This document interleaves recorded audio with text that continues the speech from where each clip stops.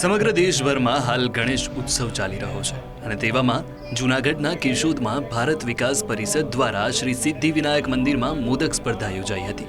આ સ્પર્ધામાં નાના બાળકોથી લઈને મહિલાઓ અને વૃદ્ધોએ પણ ભાગ લીધો, જેમાં કુલ 30થી વધુ સ્પર્ધકો। આ તમામ સ્પર્ધકોને શુદ્ધ દેશી ઘીમાં બનેલા અને 100 ગ્રામથી પણ વધુ વજન હોય તેવા લાડવા પીરસવામાં આવ્યા હતા। આ સ્પર્ધાનો નિયમ કંઈક એવો હતો કે જે સ્પર્ધક 3થી ઓછા લાડવા ખાય તે સ્પર્ધાની બહાર થઈ જાય। 100 ગ્રામથી પણ વધુ વજનના 11 લાડુ ખાઈને કુલદીપ ડાભી આ સ્પર્ધાના વિજેતા બન્યા હતા। મારું નામ કુલદીપ ડાભી છે।